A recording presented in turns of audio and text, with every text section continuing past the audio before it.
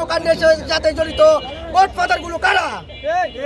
আমরা তাদেরকে স্পষ্ট ভাষায় বলে দিতে চাই, আমরা আপনাদেরকে চিবিয়ে লুটপাট করে দেশ খাওয়ার জন্য আমার ভাইয়েরা রক্ত দিয়ে, রক্তের ফুটা দিয়ে রক্তভূমি করে এই দেশকে স্বাধীন করেনি। দেশ সংস্কারের কাজে কোন কুচক্রী দল যদি আমাদের বাধা হয়ে দাঁড়ায়, আমরা ছাত্র জনতা তার প্রতিবাদ করবই করব। ততক্ষণ না পর্যন্ত আমরা ছাত্র জনতার কাঙ্ক্ষিত দেশ, এই দেশ কাঙ্ক্ষিত দেশে, আমাদের ছাত্র জনতা কাঙ্ক্ষিত দেশে রূপান্তরিত হচ্ছে না, আমরা রাজপথ ছাড়ছি না না না।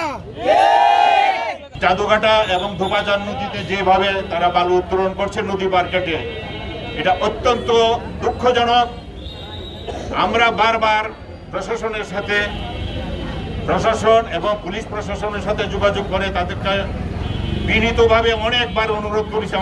আমরা স্যান্ডেলে ক্ষয় হয়ে গেছে দৌড়াতে, কিন্তু তারা আমাদের কথায় কোনো কর্ণপাত করছেন না। আমি এখন আজকে এই অনুষ্ঠান থেকে শিয়া বাটার ও ভিটামিন ই সমৃদ্ধ lily glam beauty soap. Lily, always beautiful. জেলা প্রশাসন সহ পুলিশ প্রশাসনের কাছে আহ্বান জানাবো, আপনারা অতি সত্বর এগুলি বন্ধ করুন। আর যদি না পারেন তাহলে দায় নিয়ে এখান থেকে আপনারা চলে যান।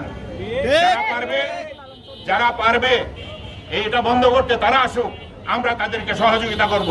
এই সুনামগঞ্জবাসী সহযোগিতার জন্য আপনাদের কাছে পাশে দাঁড়িয়ে আছে, কিন্তু আপনারা কোনো চেষ্টা নিচ্ছেন না। আমরা দুঃখজনকভাবে আপনাদের কাছে অনুরোধ জানাচ্ছি, তারপরও আপনারা কোনো অনুরোধ রাখছেন না। আমরা বারবার আপনাদের কাছে যাচ্ছি, আপনাদের কাছে মানববন্ধন, কয়েকদিন আগে আমরা মানববন্ধন করেছি আমাদের সব, কিন্তু এরপরও আমরা হাল ছাড়িনি, আমরা এখনো রাজপথে আছি। আজকে ছাত্ররা যে আশার আলো দেখালো, ছাত্ররাও এসে দাঁড়িয়েছে এই নদীগুলো কিভাবে রক্ষা করা যায়।